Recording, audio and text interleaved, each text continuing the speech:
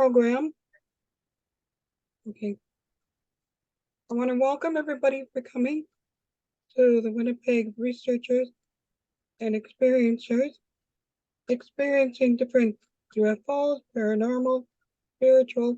We find that it all interconnects with each other. Tonight we have Suzy Hansen, whom I got to meet, oh my goodness, I don't know how long it's been now, but she knew my Craig very well. After Craig died, we got to talk quite a bit, and I'm glad that Suzy was able to support me during a terrible time in my life. So I want to thank you, Suzy, for being there for me. And I'm also very honored that we have you as a very special guest.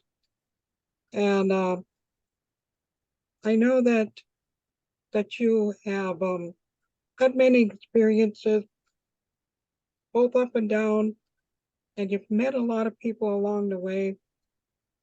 Some are good, some are not so good. And I'm glad that you're going to be sharing these experiences with us tonight. And instead of continue talking, I'm going to turn it over to Susan. Suzy, we will have questions and answers later. We're going to go through a slideshow presentation. Everybody keep their mics off until we do a question and answer, if we have time for it. Okay, Suzy? Okay, thank you, Mitzi. It's a bit strange sitting here talking to my computer screen. I can't see anyone. So is everything showing up on the screen all right, Mitzi? Yes, it is. Okay, good.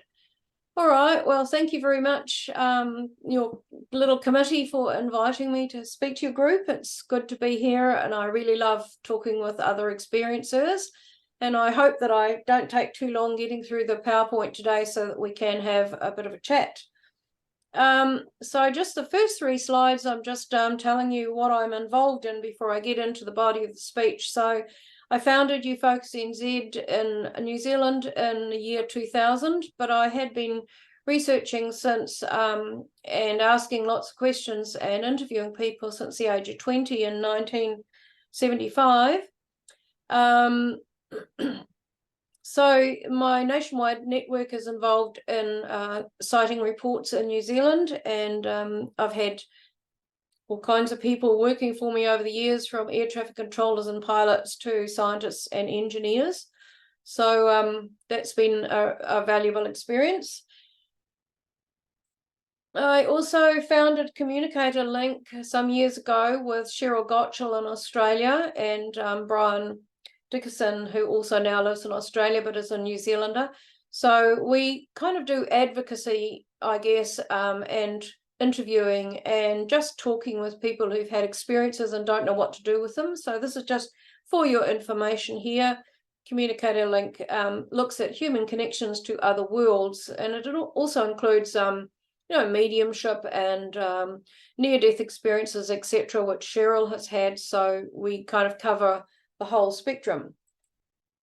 I'm also on the executive, founding member of the International Coalition for Extraterrestrial Contact, which is ISA, and our byline is Preparing for Contact. We have 30 countries now involved with membership in ISA on 5 continents. We're always looking for more representatives from different countries, and we will be taking certain projects to the United Nations early next year. So getting into the body of the speech, control or chaos. Is there a plan, and whose is it? I think we can all see a certain measure of control happening in the UFO and contact fields at the moment, and there's also ample chaos happening as well, and chaos right throughout society for a whole raft of reasons, which we'll get into. So control or chaos, is there a plan, and whose is it? So disclosure has become a riveting major focal point for many people, but where will it lead? There's a lot of conspiracy theorists and alternative ideas and around about disclosure, but I'd like to just put the idea into your head while you're listening, is what is your perspective of disclosure? What actually does disclosure mean to you? Is it just about the release of documents, or is it much more than that? Is it how will it affect humanity? How will we cope with it? How will it change all of our institutions from medicine to education to law, etc.? And how will the different countries and different ethnic groups even react and relate to disclosure? Is it simply just the release of documents, or is it very much more? Does it mean much more for humanity? Major players have appeared on the scene, many with agency connections. So I'm not going to name people here just at the moment, but I'm sure we all know that there are some major players emerging from agencies, government departments, Pentagon, etc. in America. And as you'll notice, I'm almost entirely talking at the moment about America. But I think what America doesn't realize is that the rest of the world also has a history of contact and sightings. And I think that gets forgotten very much so in the whole disclosure regime that is going on worldwide. There is no disclosure on the horizon in New Zealand or nearby Australia. Our governments and Ministry of Defence just don't want to go there. So disclosure means a lot of things, and we need to be a little bit cautious about people who are coming out of the woodwork all of a sudden and taking leading roles in this whole process. And we're definitely seeing that happen. So are there hidden agendas, or is there a plan? So overnight experts are also flooding into the UFO field, diluting the existing data and research. So a lot of people will see opportunities. They'll be enthusiastic about the subject, and I can see that happening in New Zealand. A lot of people suddenly know everything about UFOs and try to argue with you on Facebook pages or whatever, because they suddenly know everything because they've seen a few things on YouTube or whatever.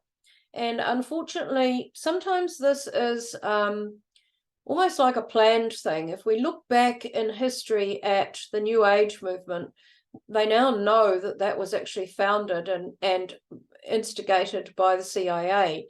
And so we've got the same thing happening at the moment, where people are rushing into the field, bringing all kinds of theories and hypotheses with them.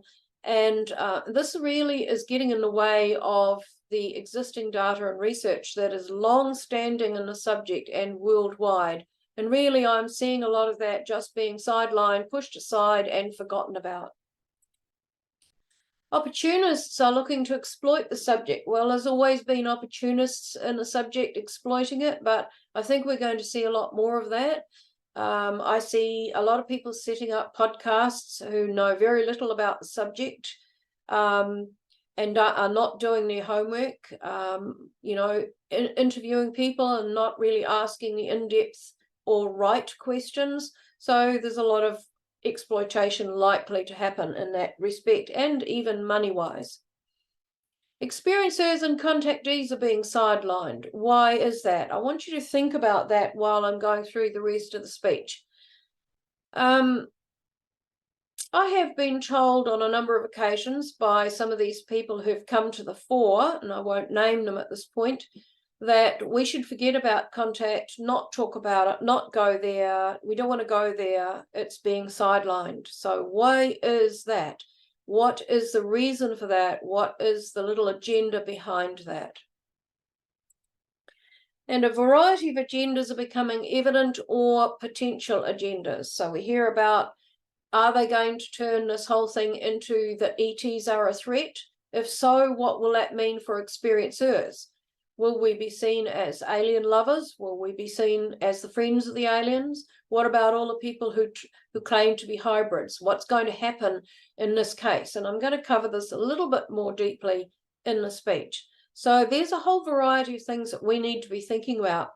Curious and unusual and sudden and unexpected things happening in the UFO field. If we thought it was complex before, it's going to get a lot more so.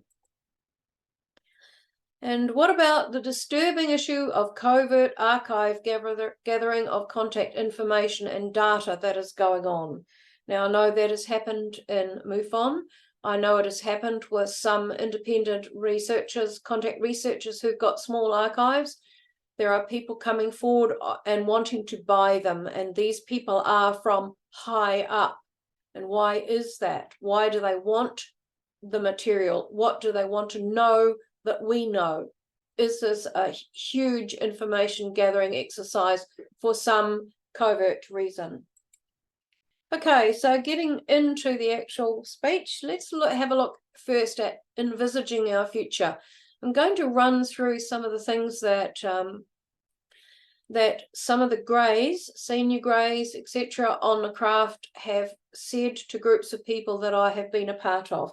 And they go way back in time, as you will see, but they're becoming relevant now. And these were all not predictions. They have the ability that we don't have of accessing the future. How they do that, I don't know. Their timeline of the future is totally different to ours. But they were envisaging things happening in our future, and we are really starting that period of time now where things get a whole lot more difficult. So in 1980, I was part of 250 people who were taken by a whole variety of craft from different places on the planet to a meeting at an undersea base. And this is chapter 19 of my book, and it's called A Meeting at an Undersea Base, Disclosure of a Different Kind. Now, on the podium there's a large screen behind them.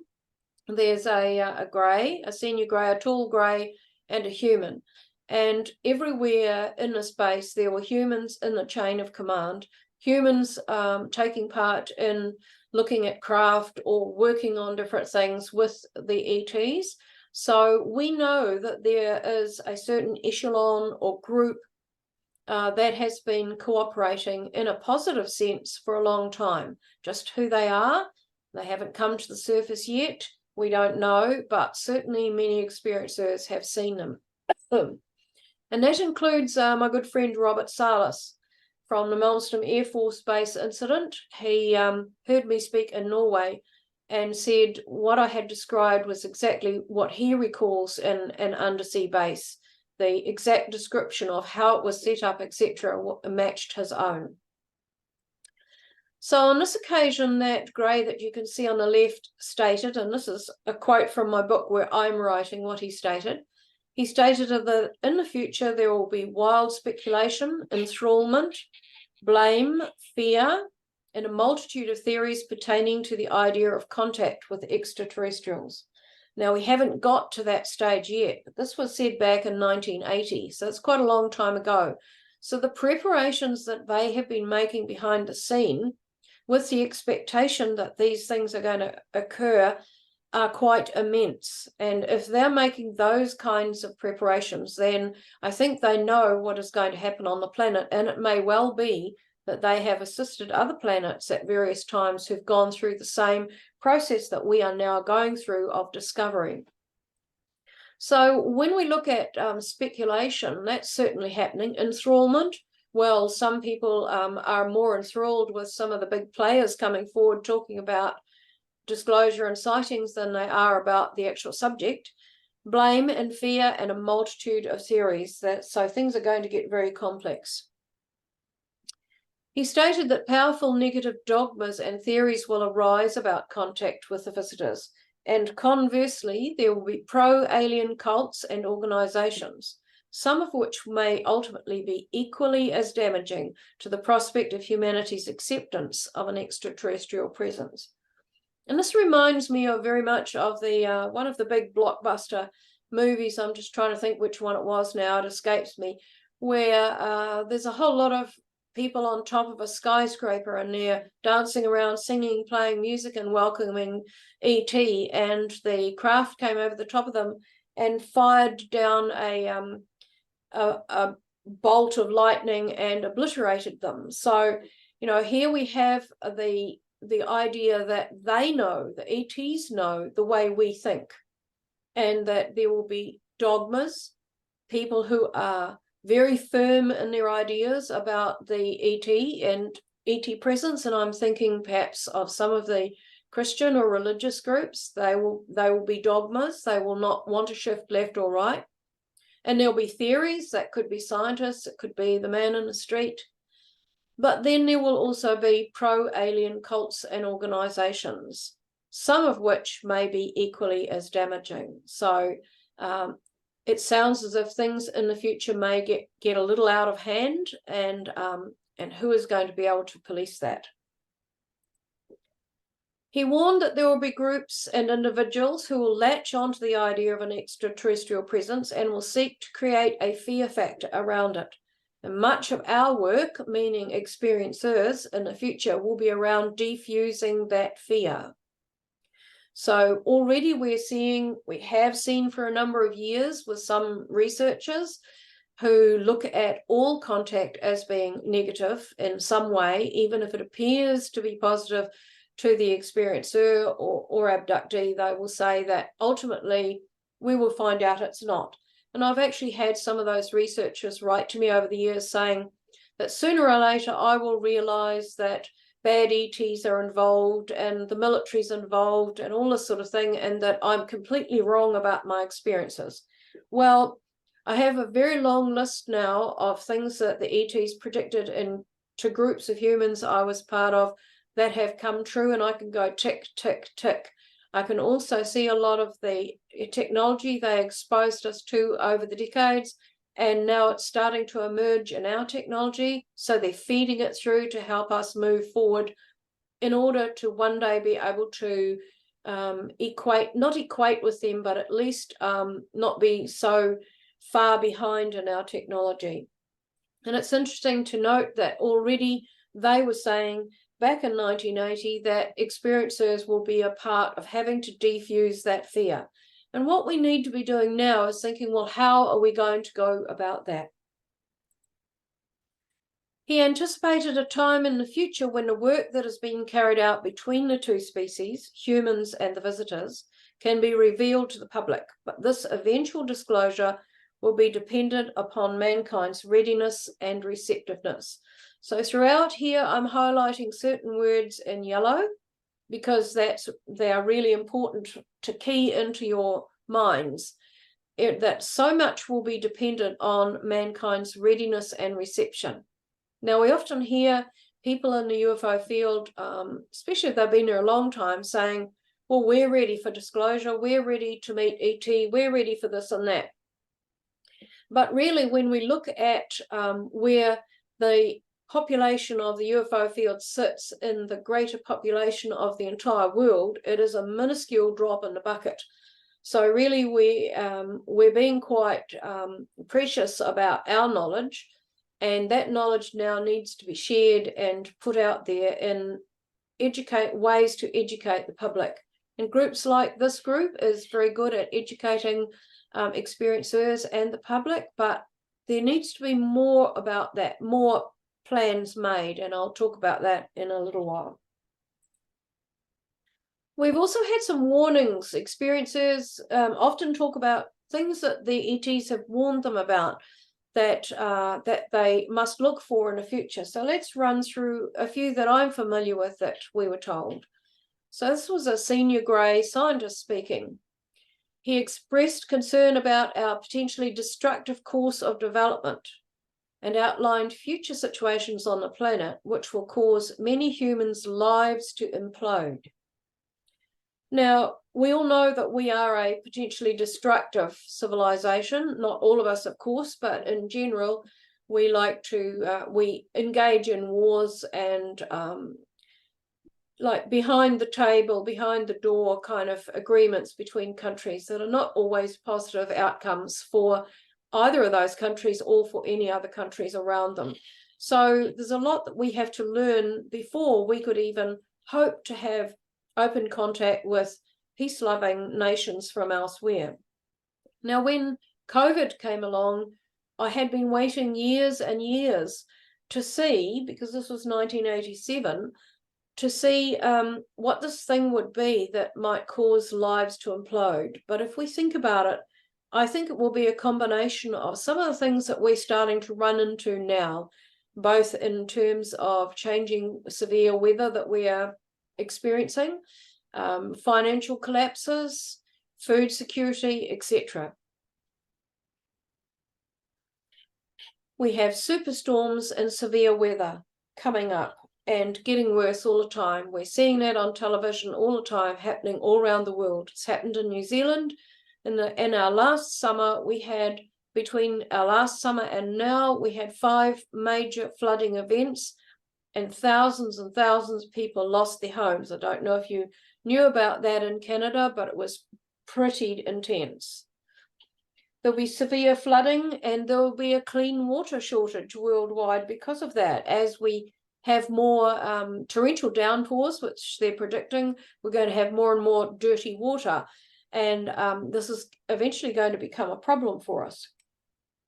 We've got out of control fires happening worldwide as the climate is changing. And we have the constant threat of nuclear war and geopolitical differences. And that is an image of the Pacific where some testing was done, much to New Zealand's and Australia's horror. He predicted that widespread chaos will eventually cause people to become insular and concerned only with their day-to-day survival. This will create what he referred to as a dead stage on the planet, as focus becomes confined and self-centered rather than global. Now, we're seeing pockets of widespread chaos happening in certain countries. We see cities burning and wars taking place in little pockets here and there. But as the conditions grow worse with severe weather and food shortages, etc., we will find that more and more people will be concerned with day-to-day survival, as he has said. And what he referred to as the dead stage on the planet is not so much where everybody's going to die or plants and animals are going to die, even though that is likely to happen. He's talking about a period of time where there'll be great despondency, where things won't be moving, things will not be happening, and people will just be with their heads down, working at their own survival throughout each day. And people will become more self-centered rather than global thinking. He said that the human psyche will experience global despondency, and people will be at a loss to know where to go, spiritually, physically, and geographically, or where to turn for assistance and guidance. And we've already seen a number of years of this now, going back to 2015, when I was traveling through Europe, seeing the African immigrants coming up through Italy and Greece and other countries, and dispersing throughout Europe. Not knowing where to go, who to get help from, who to turn to. And really that, although there has been great movement of humanity over the years, I think that was the starting point of this time that this Gray was talking about.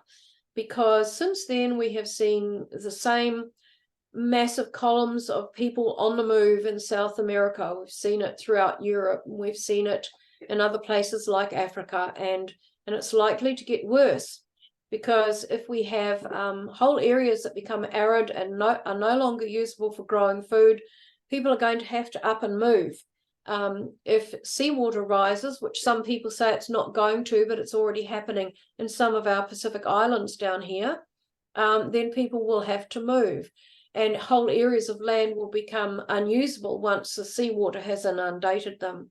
So there's a lot of things for us to consider in our future. Instead of just focusing on disclosure, we're seeing now that this whole disclosure and urgency to find out who's been visiting us and why is becoming more and more important, and the two subjects are starting to cross over and intersect.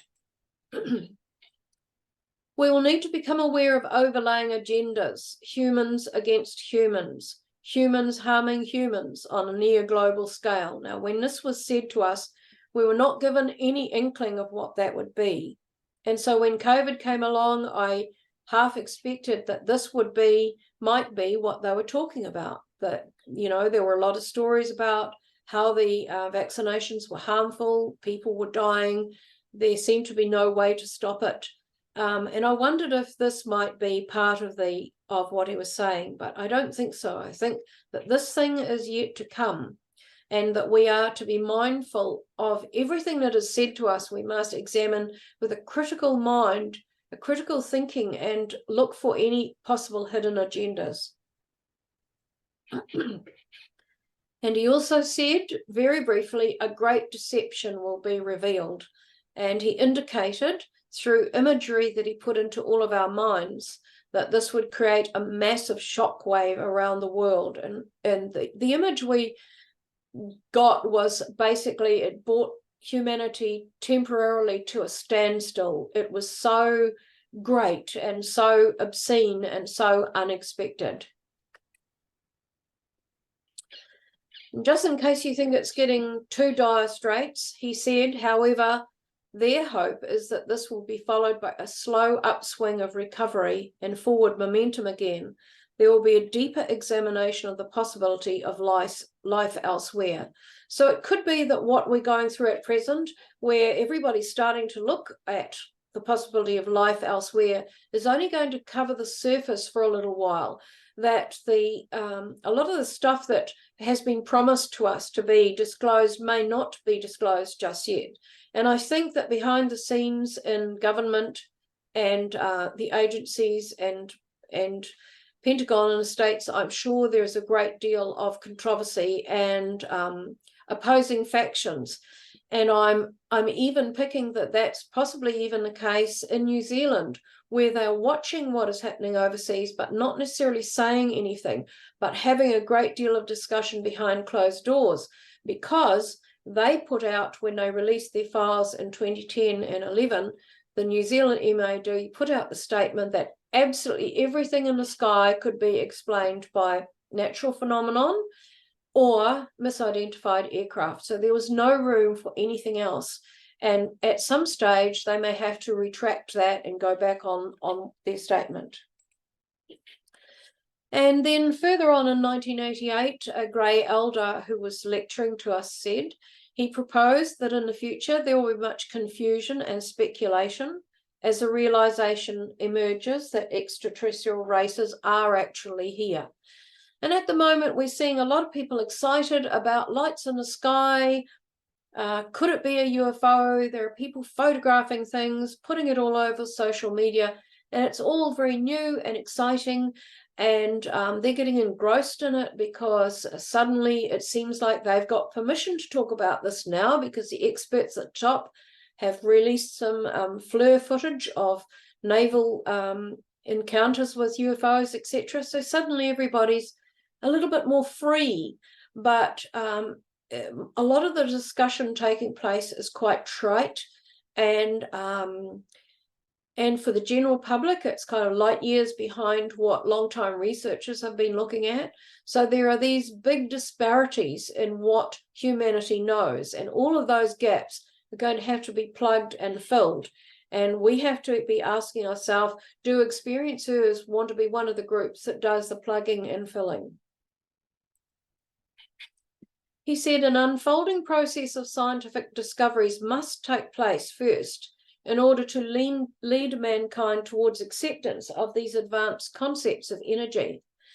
And one of the leading faces out there at the moment in the States talking about all of this disclosure stuff said to a group he was talking to that I was part of that the founding of the James Webb telescope was going to be a big game changer. And here we have the James Webb telescope in the middle and some of the images that are coming out of it, where it can view into deep space, such as we never have before.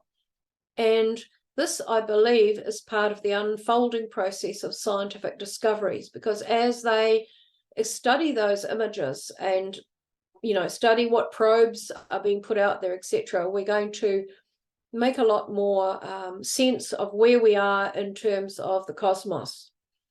But it will also lead people to discover new things. And I think this is where a lot of experiencers can come in like myself, who've seen a lot of technology and how it works, and what it's used for. But at the moment, nobody wants to know about that. And that's very interesting, that scientists and those leading these charges into discovery don't want to know what the experiencers know. And in fact, and I can talk about it later, my life was nearly taken simply because I had talked about this at a big conference.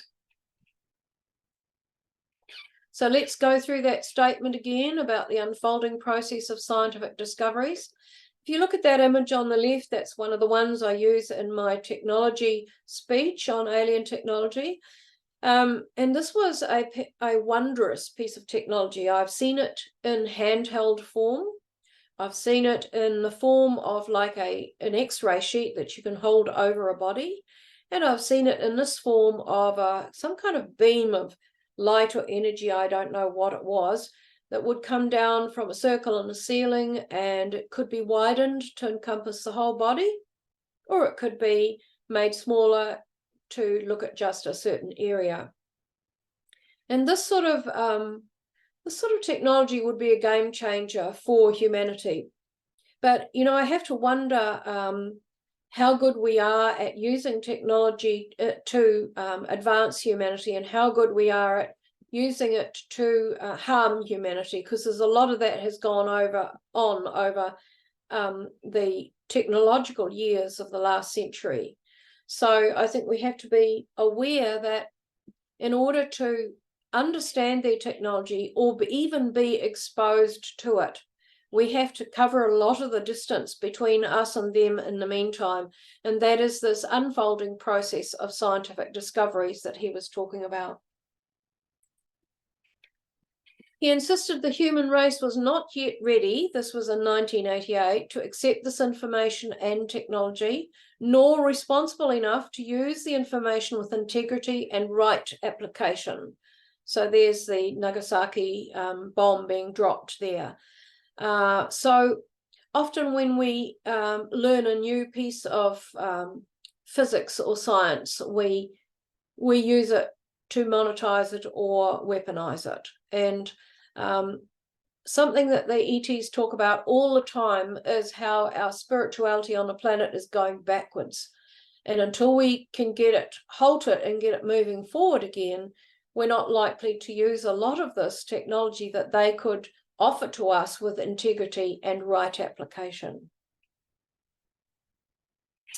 So moving on to the next section of the speech, is ET in control of the developing UAP sighting and contact timeline? And I'll just read out to you a few of the things that they have said. Whoops. Okay, so this is Senior Gray talking to a group of humans again. He said, this is a planned agenda, eventually creating a turning point whereby mankind will no longer be able to explain away all anomalous lights or objects in the sky, as the New Zealand MOD has. So he's talking about their agenda. He's talking about their agenda to familiarize humanity with their presence. And one way of doing this, of course, is through sightings. But sorry, lost my track of thought. But that's not going to be enough for us, because if all these files are disclosed as we're talking about, what will be the next step? The next step has to be contact. And he said that at the time when we're talking about now, which I believe we are in now, we're at the beginning of this time of them really implementing the last areas of their agenda. Sightings of their craft will increase. This is what I'm quoting what he told us. But significantly, members of the public will begin to encounter not only the craft, but also glimpses of the occupants. And this has always happened over the years, of course. There's been a lot of sightings going way back where people have seen not just a light in the sky, but an actual craft, and have actually seen the occupants. But he's talking about this increasing significantly so that we can no longer deny it. We can no longer say it's a weather balloon or it's this or that it will become completely undeniable. And I know having dealt with a number of people in New Zealand who've had such sightings since 2010, they have certainly increased slightly in New Zealand. And one of the people who had a sighting of this caliber was a neuroscientist, and that sighting in 2012 had such an impact on his life and how he works and what he is now developing with his skills as a neuroscientist and a biochemist.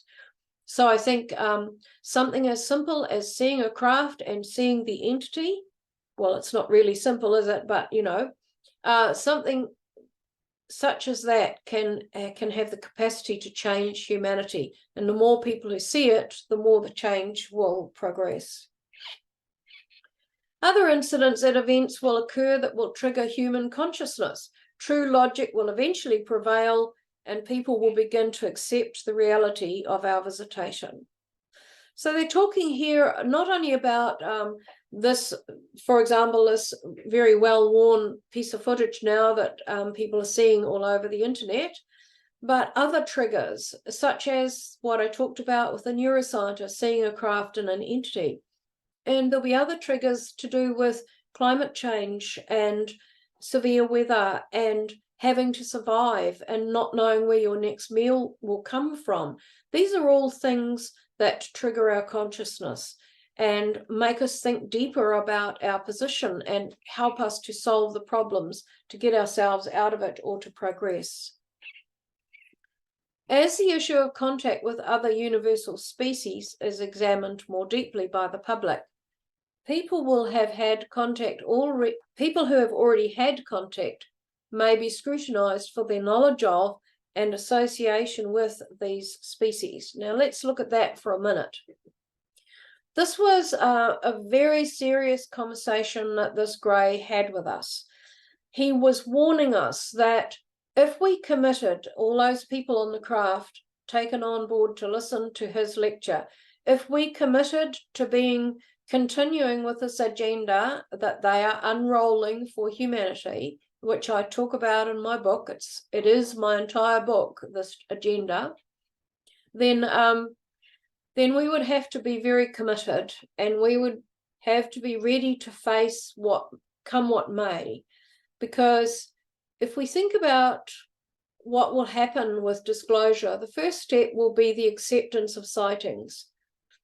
And after that, people are going to ask that age-old question of, well, what is flying it? And is it friendly or not? And at that point, then some of these negative agendas and negative dogmas and theories that I talked about earlier are going to come into play, because fear is a very real thing to humanity. And naturally, fear is going to be applied to this situation as well. And the first thing that they will do is not necessarily want to talk to experiencers about what they've experienced. They will want to put us to one side, or even harm us or marginalize us and subject us to scrutiny, because we may represent a friendship with something that to them is threatening, negative, and frightening. And I think that there's a lot of experiencers coming forward now, and that's a good thing, which I'll talk about in a little while. But at the same time, experiencers who come to me to talk about their experiences, I warn them and say, once you go public with this, there's no going back. It's like you have painted yourself bright red, and everyone who sees you knows that you're an experiencer. You have to be ready to face what may come out of that in the future. You have to be ready to face hard times and difficult times. And the reason I say that is because I listened to this guy's lecture, this senior grade, who warned us of the scrutiny that will take place. And they actually put images in our minds when he was saying this of people being chased, people being abused, having things thrown at them. And, you know, you can liken it to other marginalized groups who've been hounded around the world. It may well come to the fact that before we are recognized and understood, we may have to face some severe scrutiny. But he also warned that likewise, people who claim to have had contact with them, but who are not telling the truth, will eventually be exposed and suffer for this. He added that it is sad but true that human nature is sometimes attracted to opportunities for ego gratification or exploitation. And we all know of that. We all see that happening in all spheres of life. That's a natural human and rather negative trait, is we look for the opportunities of ego gratification and exploitation. And unfortunately, he was saying that people who've come into the field and blowing trumpets in all directions and not necessarily telling the truth or embellishing situations, they will eventually be exposed. And how would this happen? Well, it might happen through just simple investigation and scrutiny, but it also may be exposed if in the future at some time we have some kind of open contact with ET, and these people are going to melt away back into the woodwork very quickly, because they will not have the knowledge, they will not have the understanding to be able to commit to any task that is required of them or asked of them. And people often say to me, "You're so lucky that you've met ET. I wish I could meet ET. Please ask them to pick me up with you next time." But it's not really that simple. And even for people like me who've had lifelong experience, even so, standing next to an ET on a craft and feeling their immense power, feeling that emanation that is all overwhelmingly powerful, it can be a daunting thing, not a frightening thing, for me at least, although some people find it frightening, but certainly daunting. And it is something that humanity would have to understand before any kind of open contact took place. He also said, and here's me quoting, that the way we experiencers perceive and convey information is often different from others. And this key difference will become increasingly relevant and crucial in the future during a time of global despondency. So it sounds as if we could have a bit of a roller coaster, a bit of an up and down trend in the coming decades, where we're having to acclimatize to a whole variety of new issues and new circumstances in our world. And I know that I've been told many times on craft, and I know because I've undergone this kind of training right throughout childhood, as many experiencers have, that you are taught to convey things not just telepathically, but they teach you how to use your auric field, your voice, your mind, your senses in different ways as they do. We're never going to be as adept as they are, but we have adopted and learnt along the way some of these ways of conveying things. And I think that there will come a time in despondency when people who've had experiences may have some of the answers and be able to offer reassurance to humanity. Now let's look at some further issues that are particularly relevant to experiencers that we see happening around us now.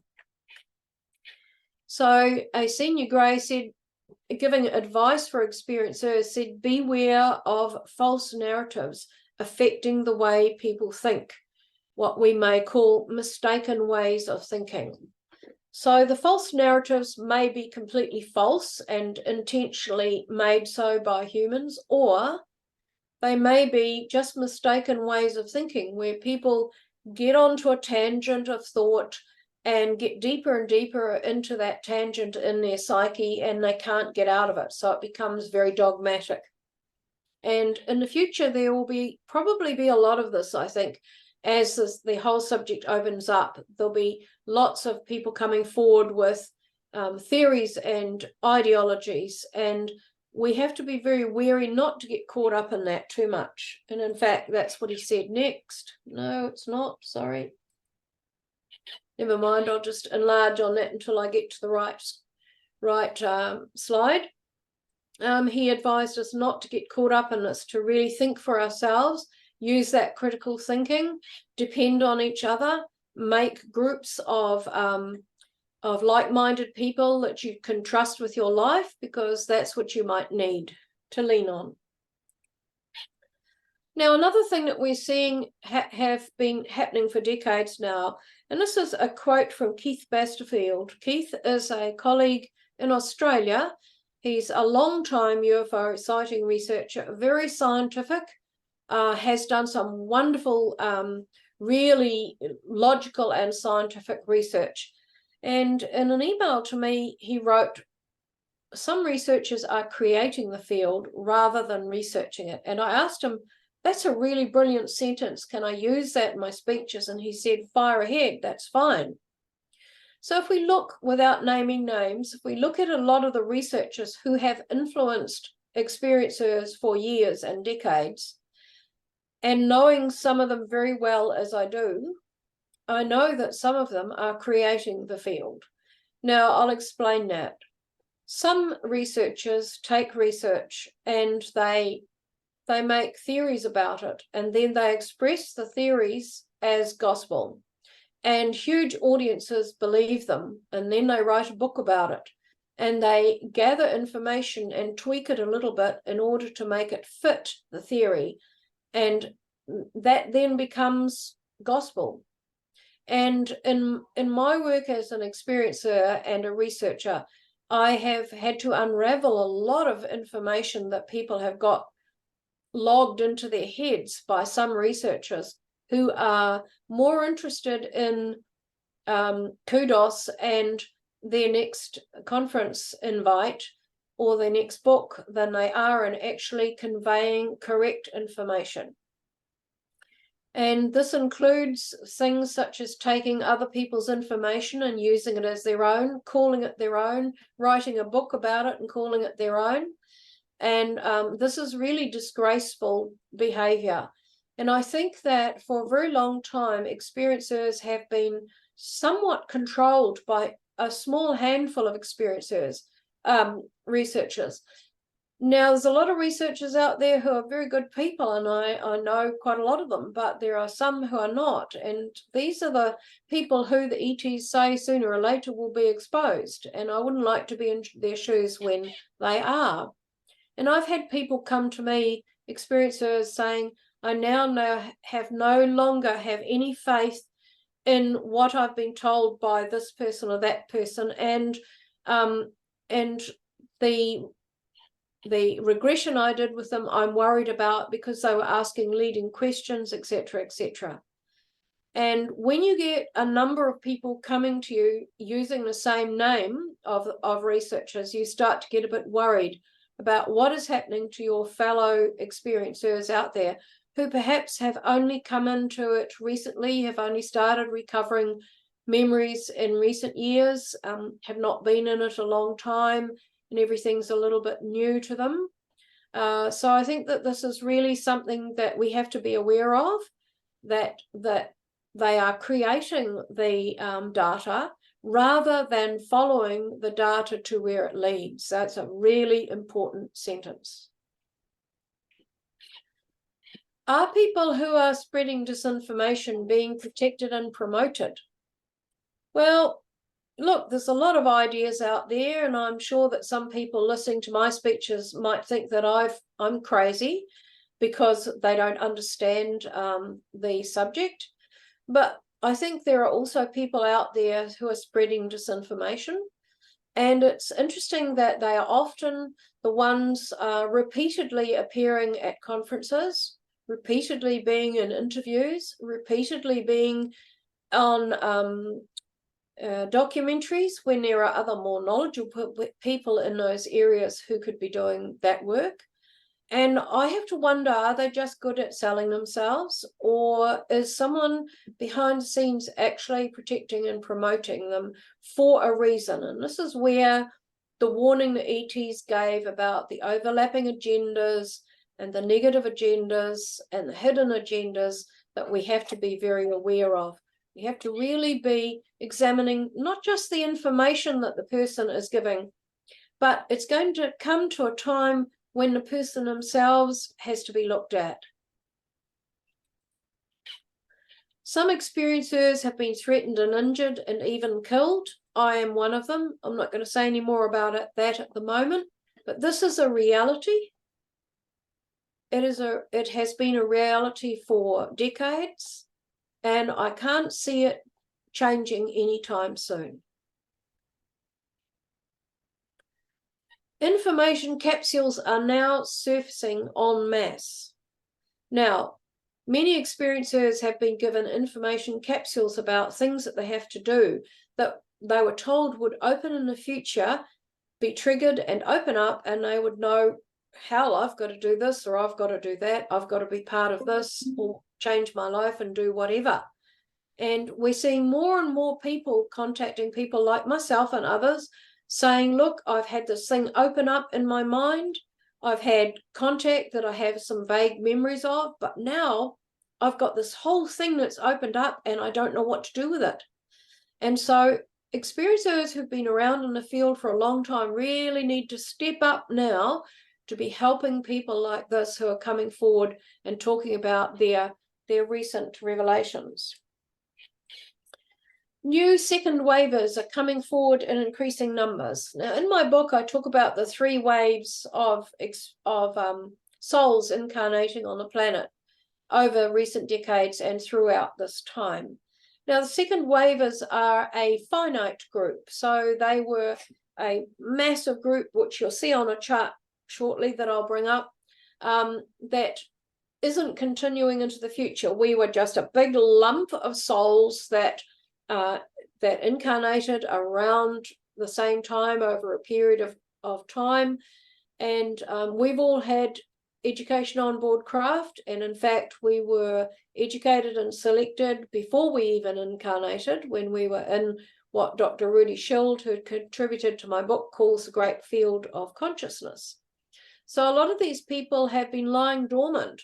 They weren't the early abductees or the experiencers or contactees. They've been lying dormant, knowing that something's happened in their life, having unusual paranormal things happen continuously in their life, being interested in the UFO field, but not knowing really quite where they fit.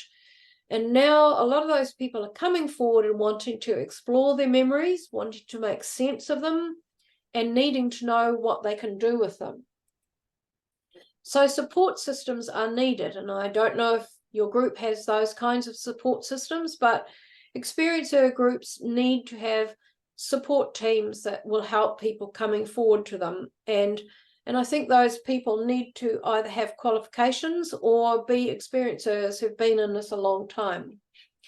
So the qualifications of therapists need to be vetted and verified, and I'll tell you why.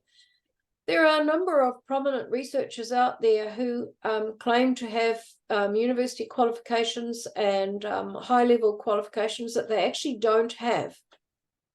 So they have allowed the public to believe that for decades, and they have made money out of that through doing regressions or writing books or whatever, being given kudos.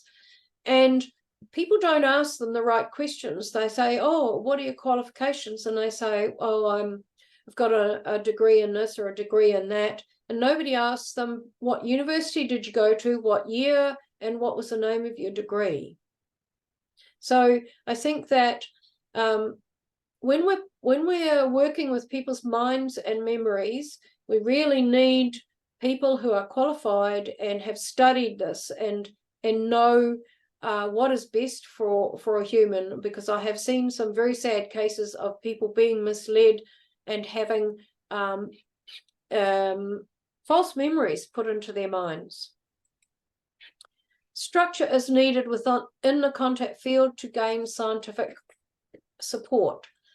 So there are 2 contact-related groups, experiencer-related groups about to launch and go public. I have been working in the setup group with both of these organizations. I cannot tell you who or what they are at the moment, but Within probably the next 8 months, you'll see them both being publicised. There's going to be some very strict guidelines within those groups, and they are going to be full-on advocating for experiencers. There are already some groups like this, like my own small group in Australia and New Zealand, Communicator Link, and there are groups in the States as well. But these two are going to be operating somewhat differently. So I think it's important for us to get science accepting our experiences and discussing our experiences. That is just starting to happen now. Third wavers are beginning to wake up to their lifelong contacts. So the third wave that I talk about in my book are the children of the second wave of experiencers and abductees. And they have lain dormant for a very long time. We're not talking about the star kids here. The third wave are far in advance of the star kids in terms of their education on board craft and their understanding of what needs to be done. So many of them, though, have only had inklings of their lifelong contacts. They have spent their life getting qualifications and getting into positions of power and authority in a positive sense right around the world. And these are going to be the people who lead us into the new times ahead with new law, new legal systems, new educational systems, new medical systems right across the board. Many of these people are now recovering their memories, and they're looking for experiencers who can help them assist with that.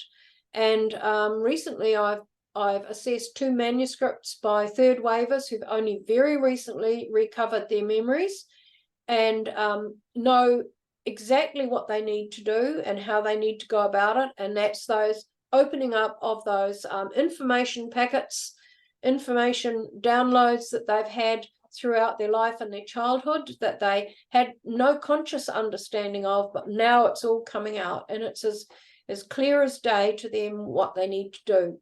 And these are the people, they're all around about their 30s and 40s, who are going to be taking us into the future and into the next stage long after someone my age is gone.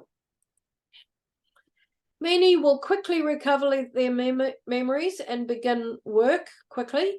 Others will take a little bit longer. They may struggle to assimilate their contact history more slowly, and other experiencers will be able to assist them with that. Support from second waivers for these people is essential.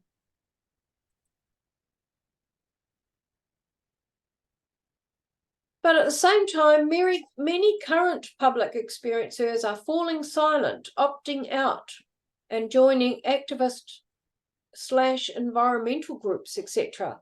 Now, I know quite a number of experiencers outside the States in other countries who have gone public, written books, talked about their experiences on speeches and interviews, but now they are so disillusioned with the way things are going that they are falling silent. They're not doing public stuff anymore, and they see their role now as being in an activist role for experiencers or activist role for the environment, and they're joining many of the groups that we have within all of our countries that work with animals and plants and flora and fauna and the environment, and they feel that the knowledge that they have is much better utilized there at this time in our history. So we're going to see this kind of slight divide where there's still experiencers, but the shifting into where they can do something very, very practical, and they're moving away from the experiencer activism. So in the future, there will be wild speculation, enthrallment, blame, fear, and a multitude of theories pertaining to the idea of contact with the visitors.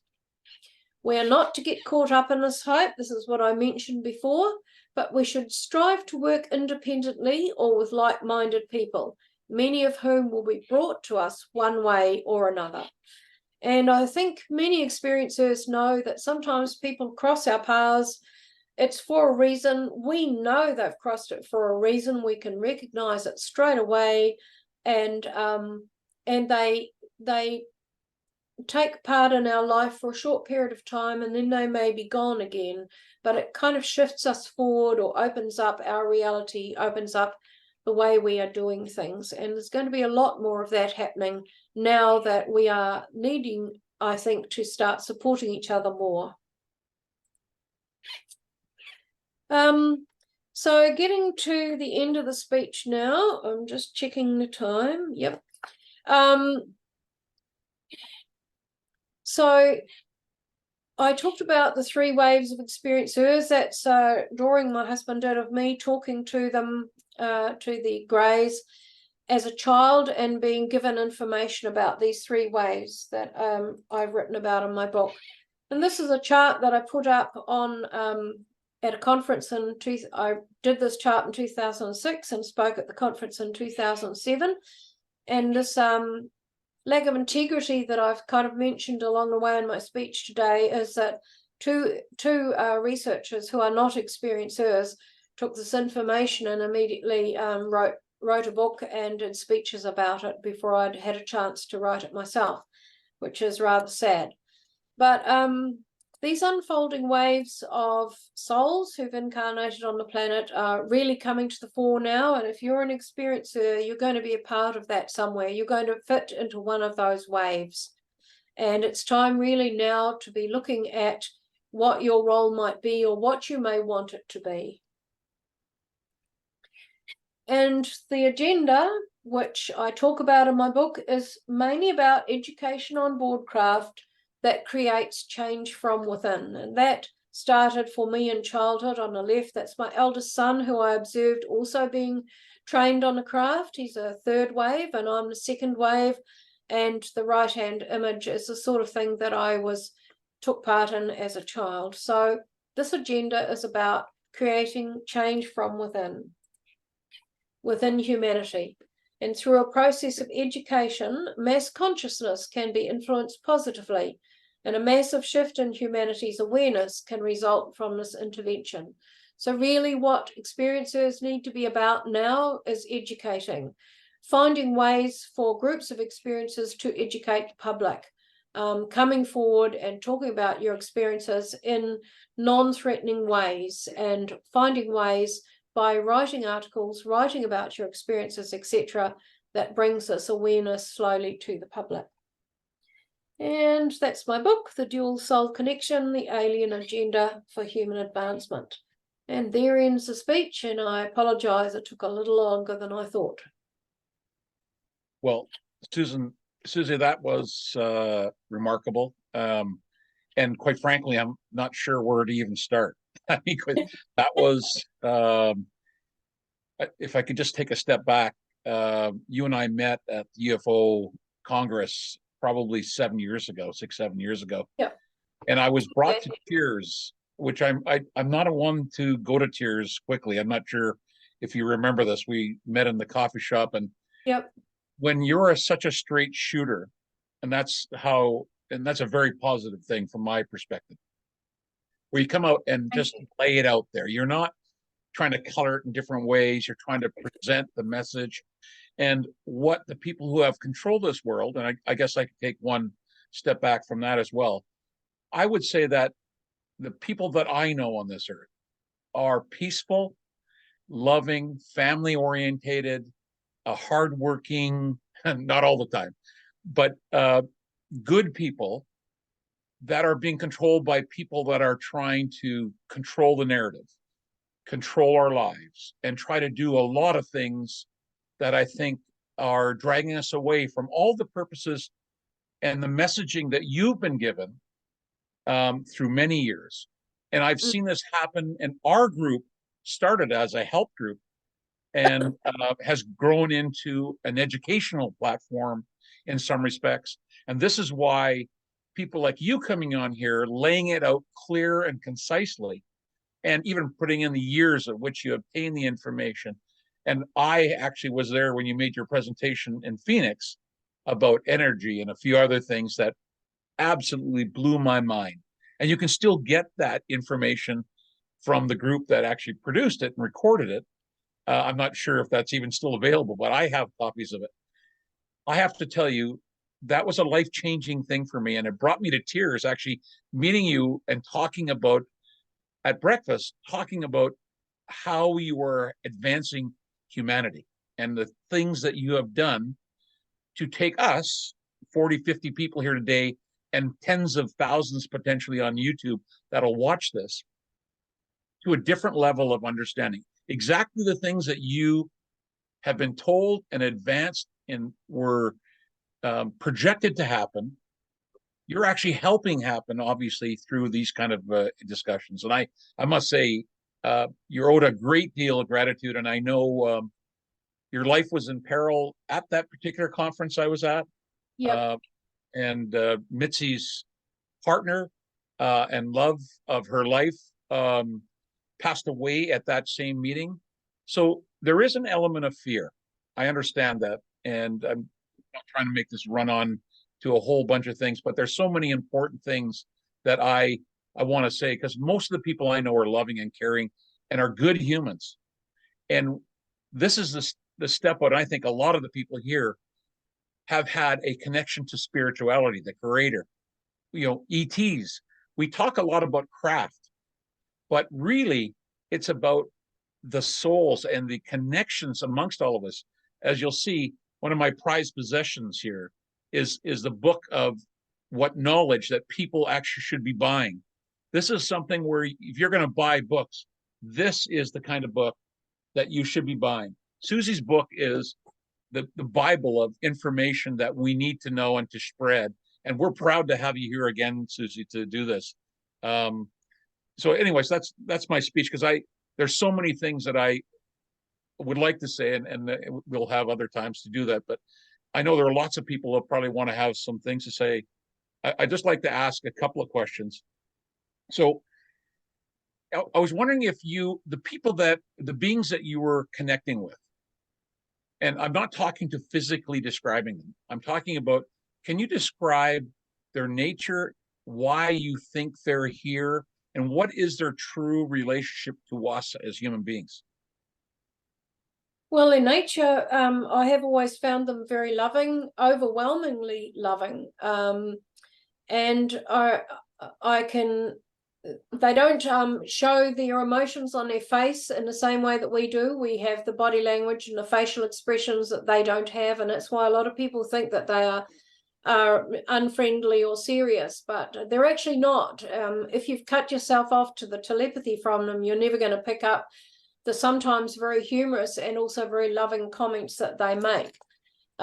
So to us, they've come here because they're disturbed about what we are doing. And we're not just talking about the Greys. They're the front people of this whole agenda that I outline in my book. There are other species working with them who have different roles and who are behind the scenes, but you see them on the craft. Sometimes they will address a meeting or talk to experiencers or be involved in a particular activity. But I smile to myself when people talk about the evil Greys and that other, the mantises are good and they're this or that. Because I've seen all of them on the craft. They're all working together. They're not separate. This is a coalition, so to speak, that is helping humanity. And I think when we began our nuclear forays into the Pacific and underground in the States and exploded them in Japan in the war, we really invited them to come in and implement this agenda.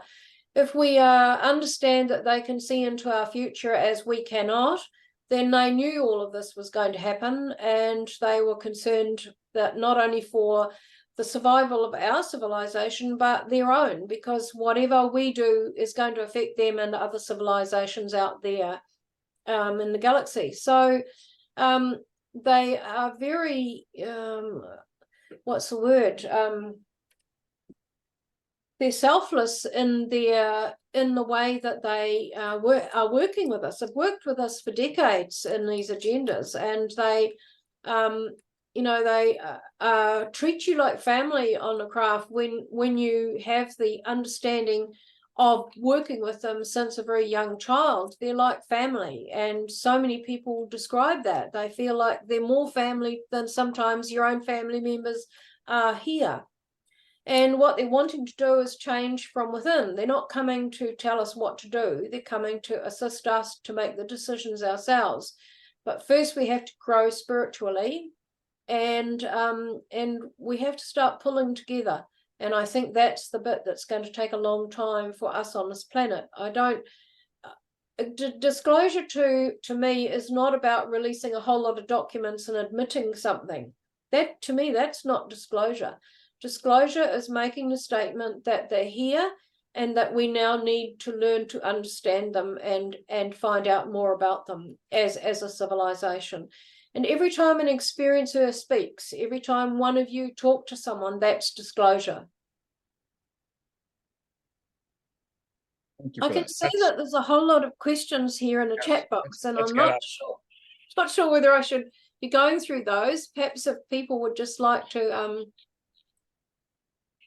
tell me what they would like to know. Yeah, if we could, I could read, but I just had a tooth pulled a couple hours ago, Oh, so my voice is not very good.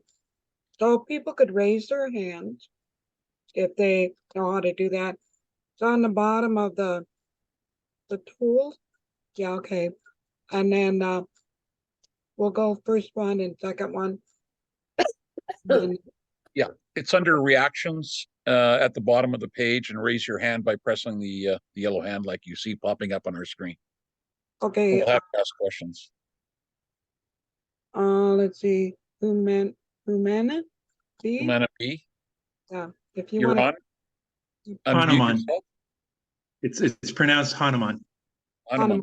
Okay, Welcome. thank Hi, thank you for allowing me to ask questions, and thank you for our wonderful guest this evening. My first question is, maybe I missed it in your discussion. Did they say where they were from originally? That's my first question. Two, I've heard in other conversations, particularly with Chris Bouchot, who was our guest a few months ago, a different experience with the ETs, where he had somewhat of a something that looked like the Virgin Mary appear in some of his adoption experience, which led me to the inquiring, doing more research about rainbow consciousness, and that's supposed to be where we're supposed to be heading to. I don't know if you've heard those two terms, rainbow consciousness, or if there's other ETs that are from our future that are coming back here to alter that natural consciousness, the natural path of consciousness to achieve rainbow consciousness. Could you tell me what your first question was again? Because I think you got three questions in there. I'm sorry. I'm just exploding with questions. Did they say where they were from? Right, that's right. No, and you know, people say, oh, ET said they were from here, there, or wherever. But in my experience, they've never told me where they're from. The Greys have said though that they the group that have worked with or known, they are a spacefaring group, so they just have massive cities in space, craft that are as big as cities, I should say, and they just travel and go wherever they are called. There seems to be some kind of a intergalactic program, if you can put it that way, where they are drawn to certain places or asked to go to certain places where there is assistance needed, and that's certainly the case that is happening on our planet. Your second question was?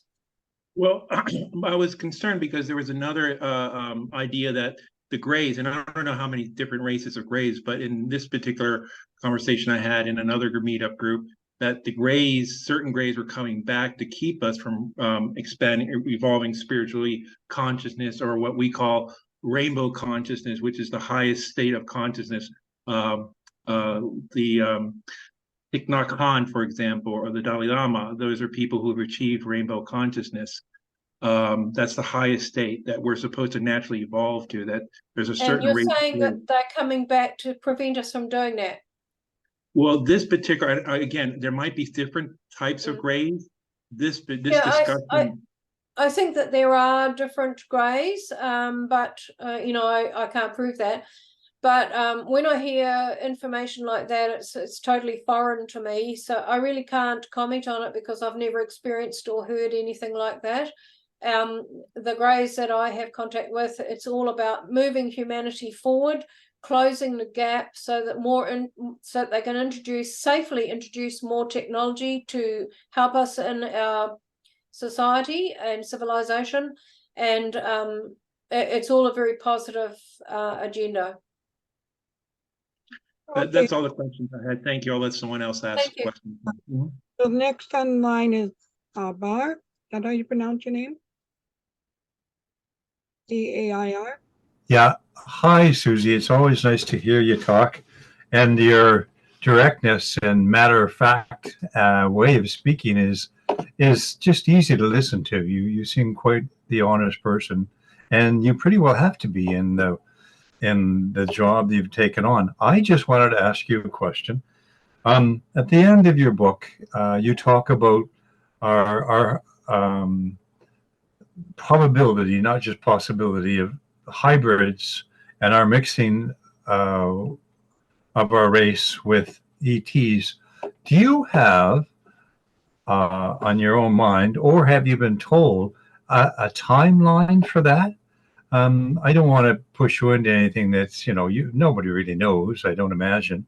But what, in your opinion, would you think that would take in terms of months, years, decades? What would you say would be a probable? Go ahead. Well, Yeah. they've always explained the timeline in a way that we can understand. So they reach into your mind with their mind and they pluck out a similarity, a phrase or similarity that you can understand. They always said it was like a rubber band, which is what they plucked out of my mind as a child. They said it could stretch out, the timeline can stretch out, and some days we're doing fairly well worldwide. There's no wars taking place, as everyone's getting along all right, and then the next minute it snaps back to here because a war has broken out or there's a political unrest or whatever, something terrible has happened. So I don't think you can predict the timeline. Really, the timeline is dependent on us, on what I stated before in a speech as our readiness and receptivity. But certainly the ETs are aware of our fickleness, which is what they described us as being a very fickle race. They have found us difficult to work with because of that. And the timeline, as far as I know, is dependent on us. It's how far we can advance spiritually in the meantime and in a hurry. We need to be in a hurry advancing spiritually at the moment. And I'm not seeing that happen in very many places, politically or in any medically or in any way. There are some pretty terrible things going on this planet that makes you ashamed to be a human. And until that starts to clear up, which could take decades, or it could take a short time if something terrible happened on the planet that would force us to draw together and force us to rethink the way that we treat each other and force us to work together. And they've also shown on screen terrible earth changes, dramatic earth changes that made the whole auditorium of 250 people burst into tears, and took a lot for the grey to come out and cover us with a psychological or psychic blanket of comfort to get us back to a state where we could look at the screen again. And so they have said that is yet to come. We are seeing natural disasters everywhere, and in my understanding from the Greys, they're going to start speeding up. And as they speed up, we will have to start questioning how we treat each other and how dependent we are on each other for that survival. Yeah, it's great. Well, Suzy, I'm there. I want to be on the bus, but I'm hoping you're still gonna be driving. I like the way you handle. I like the way you handle the steering wheel. Okay, thanks, Suzy. Thank you. Okay, Can I add something, Susan? Yeah, Suzy? sure. Um, The hybrid issue, Mm. I have been in a meeting at Phoenix MUFON, but also in UFO Congress, where 6 experiencers but were actually hybrids. Barbara Lamb had brought them in. I'm not sure if you can see that, but Barbara Lamb brought in 6 people from around the world that said they were hybrids, and they all spoke to us in a group of about 1,200 people. I met 2 of them after the thing, had quite a conversation with them. They described who they were, where they were from, and they were part human, part ET. This exists today. I'm not, I don't have any scientific proof that those were ETs. Barbara Lamb is a very trusted type of person that does, at least from the words that I've heard. But the ETs that I talked to were very wonderful, or I should say hybrids, very interested, peace-loving, caring, here to do and help and change and advance humanity. So I just wanted to put that out there. Yeah, thank you, Mark. Most experiencers are hybrids, in one way or another. And my second book that I'm very slowly working on because I'm so busy, is actually going to be addressing mainly the hybrid situation. However, my perspective of it is going to be somewhat different to some of the researchers who've written about hybrids. So I'm not sure how that will go down, but most experiencers at some stage have been told that they've been genetically altered, and I was told that as a child. Told it about my own son. But what people don't understand is that alteration, as I have observed and on craft, is actually at a soul level. And I won't say more about that, but that is happening at a soul level and at a physical level as well, because it's not really the physical body that we're worried about being, part Andromedan or part grey or whatever. It's actually the soul that we are concerned about. So they are assisting us to change and introducing their genes, but not necessarily in a physical sense. And this is difficult for some people to understand, but I'm writing about it at present. So the hybrid situation with humans is minuscule compared to the hybrid situation on the craft, and that's more what I will be writing about, is what they're doing there with hybrids and why. So there's a great deal more information to come out about this whole subject yet.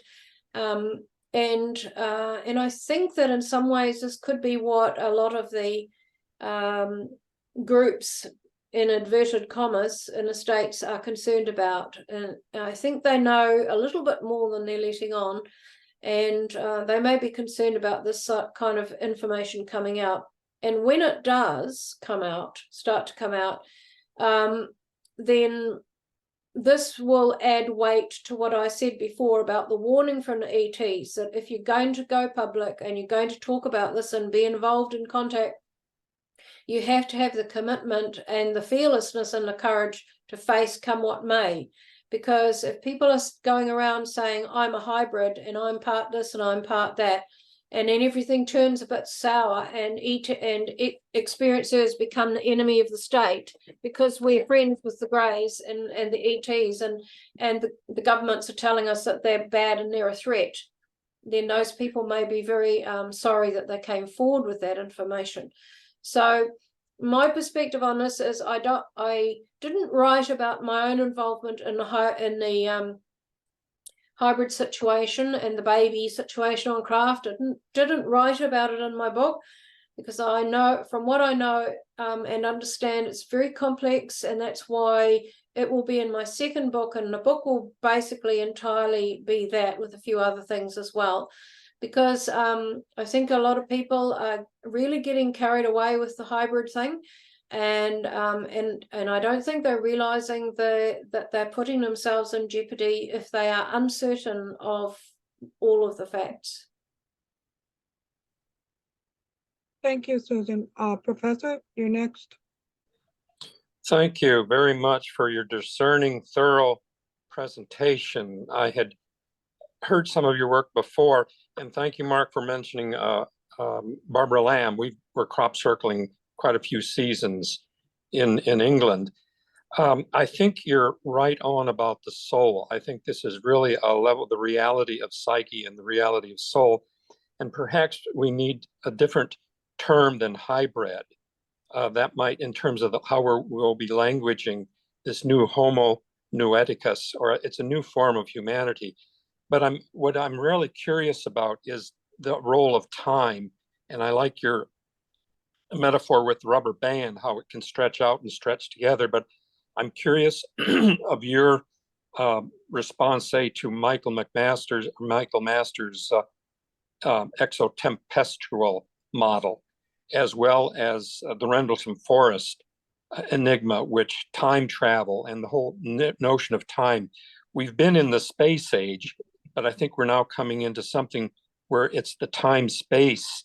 It's a time is going to be more and more curious. And so it's going to be time, timing, and timing. But thank you very much for stretching. I like that rubber band image of time. So, but again, I will get your book, and you've given me hope. That's really I think the best thing that I'm carrying away from here tonight is there is hope. And the Greys are very hopeful. Just one more quick question.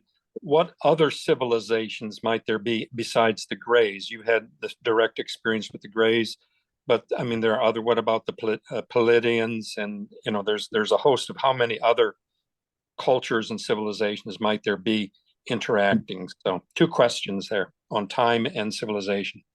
Thank you much. Thank you. There was just one time in civilization, but there was one at the beginning I wanted to comment on too. What was that? With Barbara.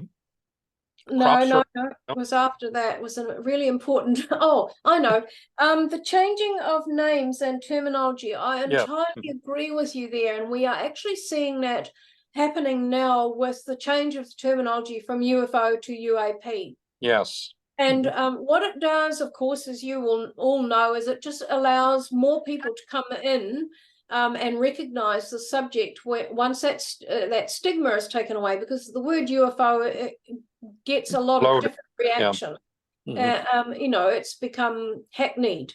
And so I think all the way along, I agree with you about the word hybrid.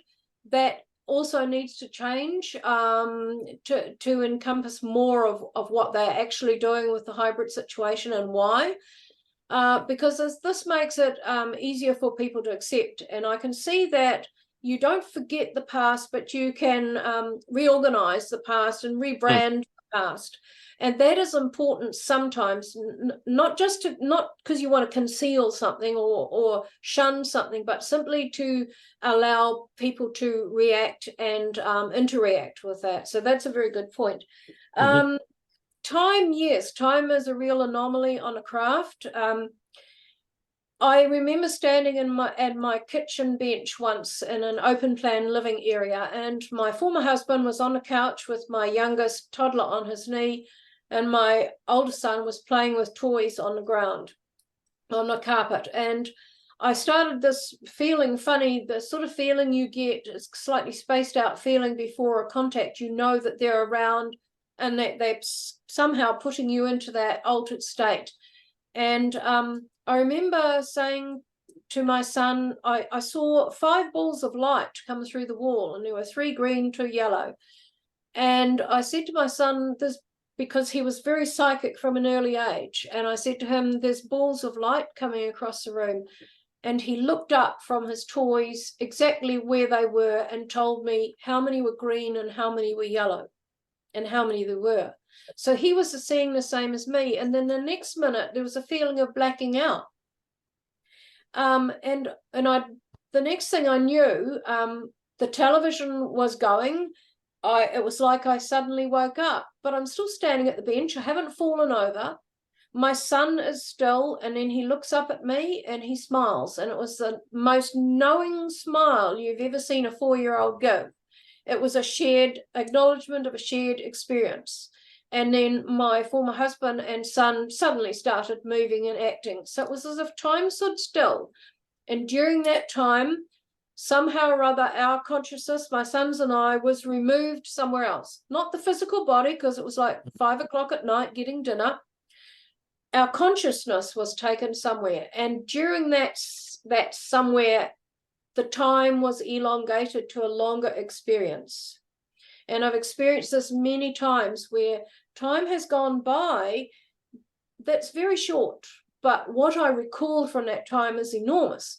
And in the same way, sometimes I've seen a small craft and they're saying, we're going on board that. And I think, how on earth are we going to fit in that? It's tiny. And as the moment you get your head through the door, it's massive. It's huge. So how they do this, I don't know. But these are the many, many scientific concepts that we can't grasp yet. But these are concepts we need to grasp before we meet them, or close the gap at least, so that it's easier for them to teach us. Yes. And Thank in you. terms of civilizations, I've seen mantis beings, and I always feel slightly embarrassed when I say that, because I've heard so many people go, oh, that's just your imagination. But no, they look like mantis beings. They look like a giant mantis. And I've seen a lot of mixed species that have different shaped heads, different gait when they move and walk, different colored skin, different colored eyes. So there's a lot of mixtures going on. And I've also seen what I refer to as the rootstock of the grey race, which was quite short and exceptionally lined. If you saw it, it was just like multiple lines and wrinkles all over the body. And the interesting thing is, and if I had it on my computer, I could probably bring it up, but one of the little hybrid babies on board a craft had the same wrinkles. And I remember saying to the ET, well, how are they going to relate to humans? He said, no, we've got it sussed, and those wrinkles will just disappear out as they grow bigger. And the bottom of their wrist here was just a mass of folds of skin, and the same at the bottom of their ankles and round their neck, folds of skin, and it was just going to grow into its body. It was the most extraordinary thing I've ever seen. So I hope that's helpful. Yeah, yes, it is. Thank you, and blessings to you. Thank you. Okay, thank you. Jess, you're next. Jess. Thank you so much. Hi. My question is, do you have any knowledge or have any experiencers ever talk about an ET species that appear to be human clones? Human clones? No, I haven't, but I have met, when I learnt to fly a scout craft, it wasn't actually the Greys who taught me. I left from a Grey craft, but it was actually a very tall human-like race, and they looked just like us, except they had very angular, very wide, straight shoulders. The arms kind of hung straight down. They were very tall, much taller than me, very slim, very calm, very intelligent, very peaceful. And good looking. So they were not clones. They were an advanced race of some sort, but whether they're us from the future, I don't know. But they look just like us, but taller. Thank you so much. Thank you. Lisa. Hi, thanks, Mitzi.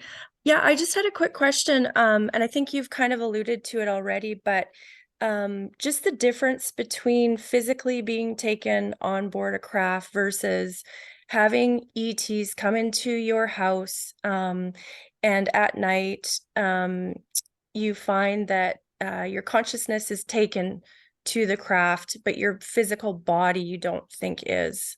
And why, like, is there a shift taking place towards, I guess, connecting consciously with individuals as opposed to taking their physical body on craft because it might be less invasive or they're not part of a hybrid program or things like that? I was just wondering about that because I know Mary Rodwell spoke to that and said in her research that there is this shift going on, and ETs are more and more connecting through that consciousness and taking that on board the craft. And I thought that was very interesting because that was my experience. So just wanted to get your perspective on Yes, that. there's sort of two answers that come to mind there. I agree that I found myself that as I got older, I didn't, and I became more involved in publicly, I guess. I found I went on board less because I was being taught less. What I was learning was through what I was doing, and they were assisting with that. So everything I do, I guess, they are monitoring and assisting because I'm in a group of humans that they basically have assigned to public speaking, and that means writing a book, public speaking, etc. So I think as you get older and you've spent years going on craft for a variety of reasons, the whole contact situation began to change, and that was no longer needed. So you become adept at leaving your body as a ball of light or a soul on the craft, because that's what we are. We're a soul in a body. And you can move from your bed, leave your body, and go and appear on their craft. And that's really how I started with them before I incarnated in this life. In this life, I've had memory of before I incarnated, where I was a ball of light with my son, my future son, and he was a ball of blue light, and I was a ball of purple light. And we could move through the walls of the craft and turn up at a meeting or whatever we were supposed to be doing. So yes, the way in which they contact us and interact with us has changed. That's just part of the evolution of the contact. But also I think that I just would sound a little warning that some researchers are saying they're contacting us through consciousness, yes, but they're contacting us through the soul state, taking the soul on board.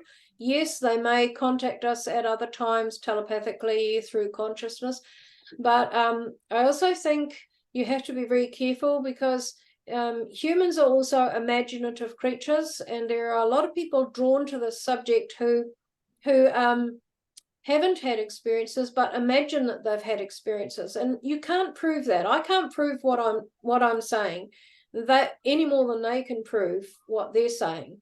But this is what I talked about in my speech, where people like the idea of something. I was at a conference once where someone was speaking in light language and everybody was saying how amazing it was, etc. But and I was asked if I would let her do that at the Experiencer session, which I did. And immediately after she'd finished, I asked her the question, how did you learn to do that? Did you learn off the ETs? And she immediately said, no, I learned off YouTube. I saw someone doing it on YouTube and I thought it was neat. So I thought I'd like to do that. So I played it over and over and copied it until I could do it. So I think we have to be very wary of researchers who are not experiencers, who are telling us what experiencers are experiencing. Because very often the information that comes out from researchers is filtered through how they want it to be. And I think we have to, the time is coming where experiencers must take over the field. Look, if we go, I'm going to be quite honest here. This situation has really held experiencers back for a very long time. I have been held back by researchers who didn't want me being on the podium instead of them. I'm being quite honest here. Someone needs to be honest about this. This has been happening a long time. We've been held back and we've been held down. And now is the time for experiencers to get up and do the job. And that's what I'm doing, and many others, and probably some of you as well. But I have willingly in the past, when I was green, I willingly gave my information to some researchers because they asked for it, and I politely said okay, and then they used it, but it was tweaked and it was altered. And one of them was speaking at the Congress once some years ago and asked if they could use my information. And I said, no, no, I'm writing a book and I don't want you to use it. You've taken a lot of my information without my permission and used it. And no, you're not using it. And they packed sad, and I got a string of abusive emails and threats. And in the end, I said, well, you can use the information if you use it as a video with me speaking it, me describing my experience, not you. And that person said, now you're just trying to take over my speaking spot. And I said, no, I'm not. I want to express my experience. I have been taught how to express the experience, to get through to people. And I mentioned this in my speech, the way experiencers are taught to convey material. It must be us who conveys it. And there was a real battle went on. And in the end, she reluctantly said, okay, you can make a piece of footage, but make it no more than 5 minutes. So I did, and it was put up on screen, and I had a lot of people come up to me afterwards because I was actually there at the conference with friends of mine from New Zealand, and they said, why weren't you up there speaking instead of the researcher?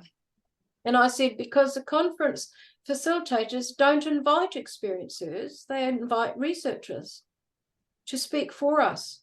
And I've asked conference facilitators, why is that? And they say, oh, because they give a balanced, objective overview. Is that right? I don't think so.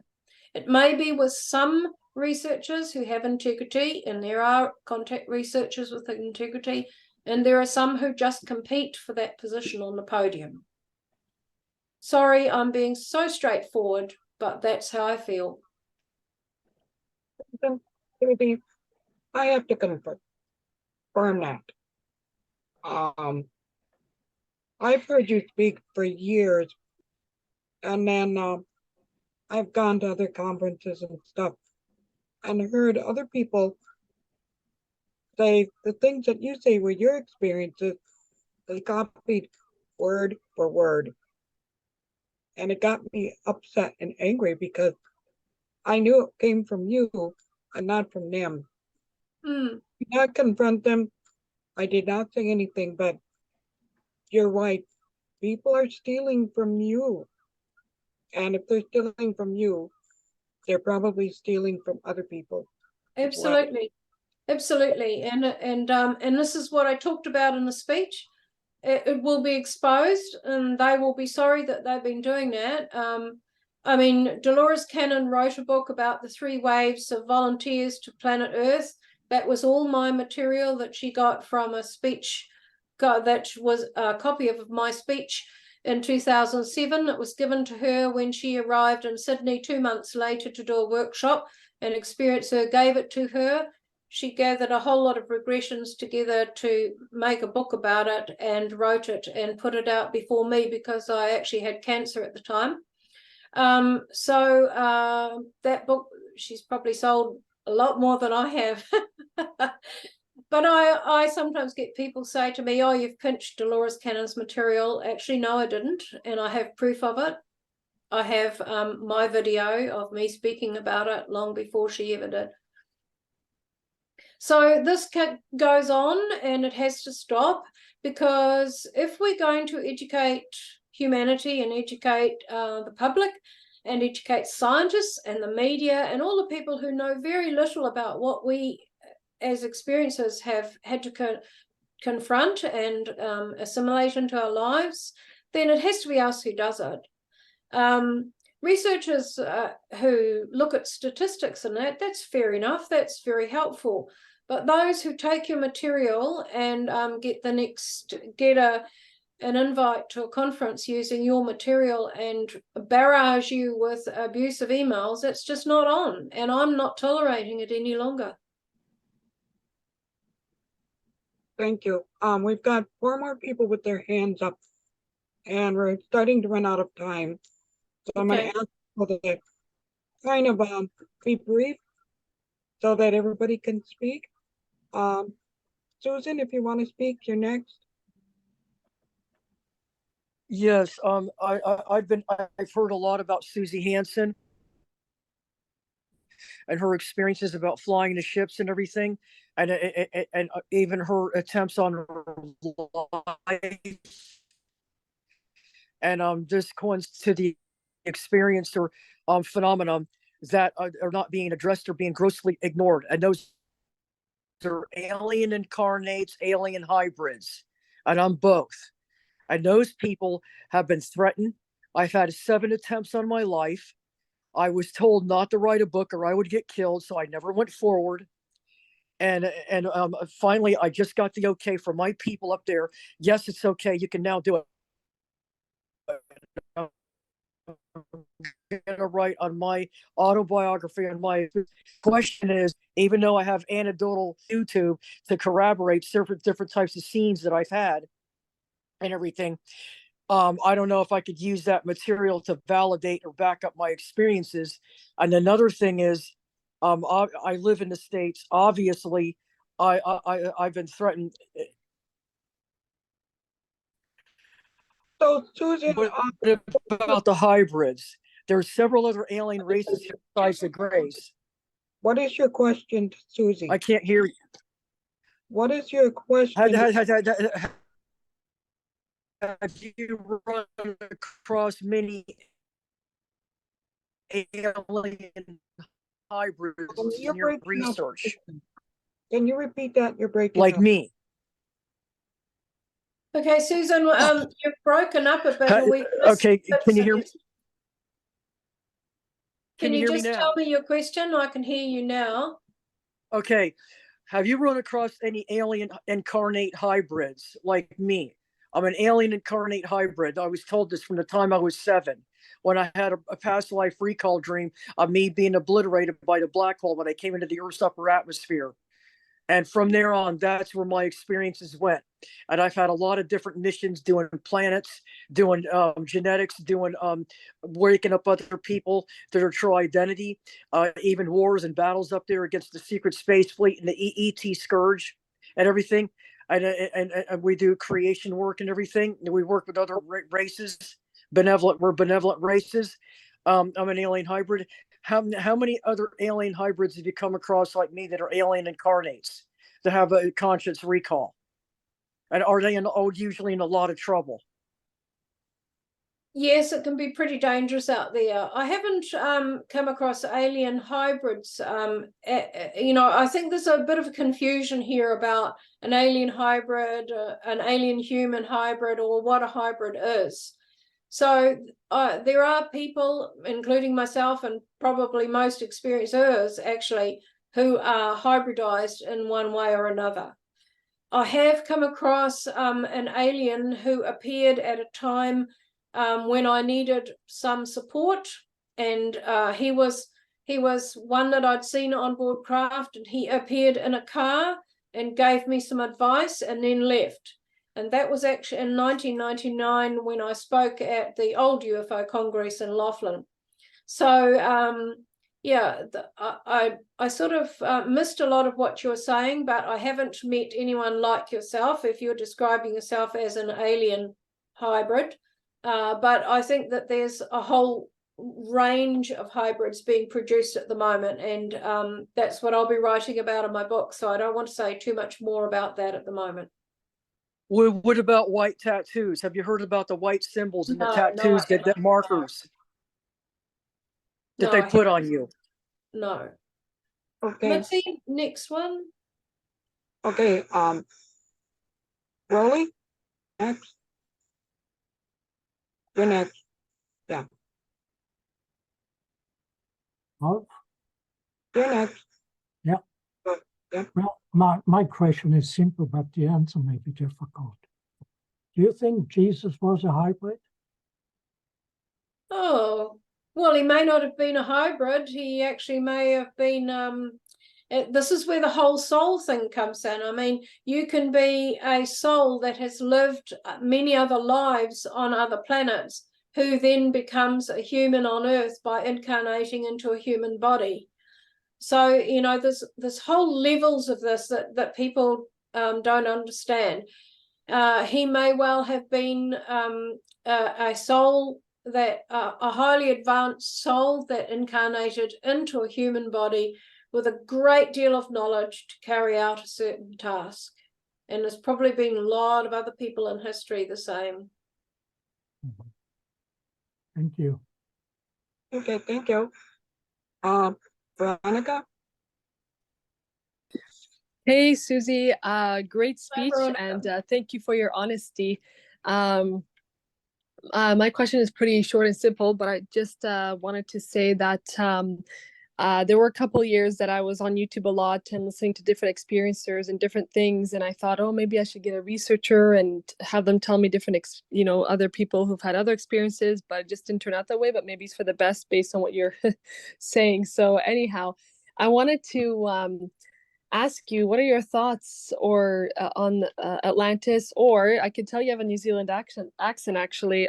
Do you know the Admiral Richard Byrd situation? And any thoughts on that or what happened? No, are you talking about Antarctica? Yes. Yeah. I don't know. There's so many different stories about Antarctica. I know that New Zealand has one of the closest links to Antarctica, along with South America, but a lot of other countries as well are coming in on it. But no, I don't have any opinion on that. And the other one was, I guess just Atlantis, on the sense of the yes, notion yeah. of Yeah. a civilization kind of going more underground or within, and the notion of something beyond poles or something. So anyway.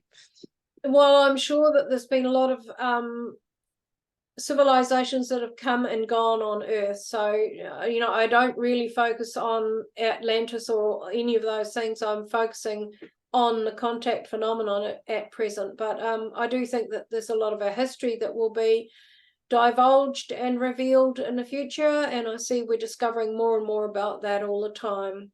So, yeah, that's all I have to say about that. Sorry. Okay. Thank you. Donna's the last one, and then we're gonna do a wrap up with Mark and myself and Suzy. So Donna. Awesome. Thank you for tonight, first of all. And maybe to end on a little bit lighter note, I was quite surprised when you said they had a sense of humor. I was wondering if you could give me an example of what their sense of humor was like. I was following in an underground base, and there were these amazing long platforms that went out over the rocks that had been built out that, a lot of people could walk out there, and there was a rounded bit at the end, and that's where the craft would come in and dock there, and you would get on and off the craft there. There was quite a network of them. It was rather like a boat marina, the same sort of concept.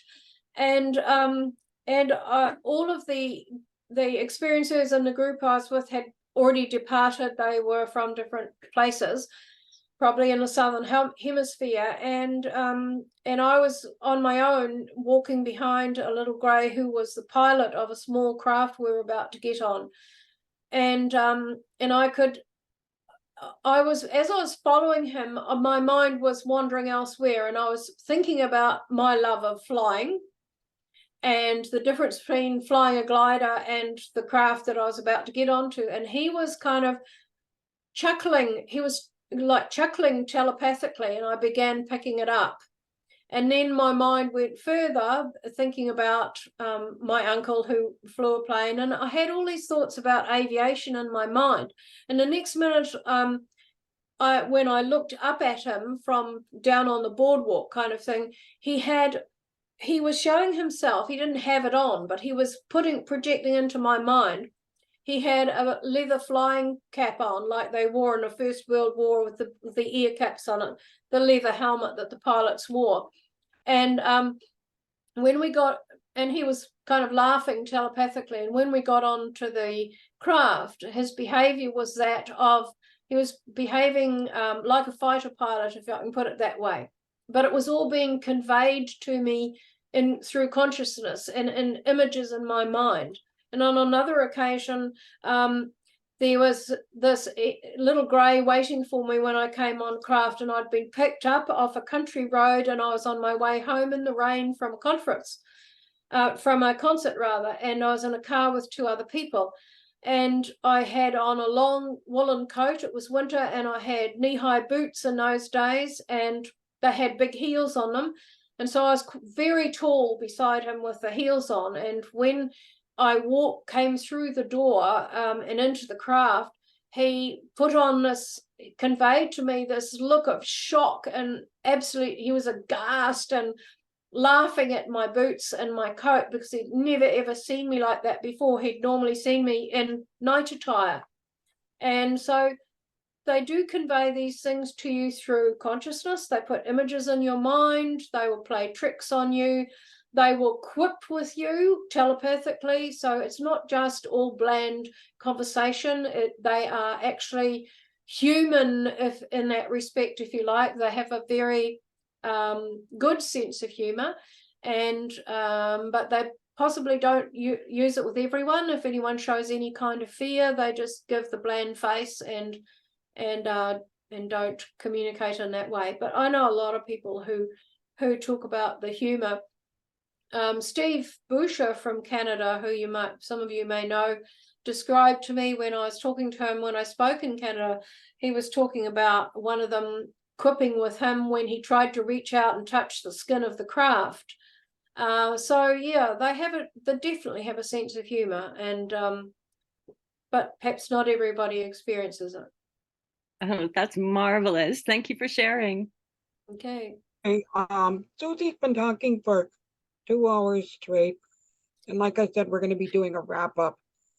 So, Suzy, is there anything you want to leave for an impression, opinion, or wisdom to the group as we're ending? Well, seeing as we're fellow experiencers, it's time really to think about where you fit and what you want to do, what aspect of work in the future you want to concentrate on, and how you can contribute to public education. And don't give up hope, and don't feel that all is lost. No matter what happens on the planet, I believe that humanity will survive, because they've shown us that.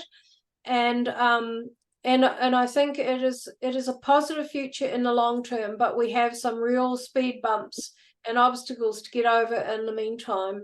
And we need to be physically, health-wise strong, mentally strong, and have that commitment to do the work as needed. Okay, Mark, any wrap up? Yeah, I'd just like to say, Suzy, these people that have taken your information and held it as theirs, there'll be a day where they'll have to face their maker with regards to what they've done. Your soul has blessed us tonight with the facts, the information that you needed to deliver and that we needed to hear. So I just thank you from the bottom of my heart, and I'm sure everyone here got something significant from this night, and all the people are going to watch us on the internet for the rest of our lives are going to learn something from it. So I just have to say thank you, Suzy. You mean something to us, and you can come on our show anytime you like to tell the truth and spread it out wherever you like. Thank you, Mark and Mitzi and committee, and thanks to everyone for attending. I really love to meet you all, and it's just a shame that we all couldn't sit down, have a cup of coffee, and have a really good talk and get to know you better. And any of you are welcome to contact me. I always try my very best to reply to all people who contact me. So, the door is open, and thank you very much. One last thing, Suzy, where can they buy your book? On Amazon. Amazon, okay. Yep. And it is The Dual Soul Connection, the Alien Agenda, Human Advancement. Suzy Hansen. Thank you. Anyways, I highly recommend it.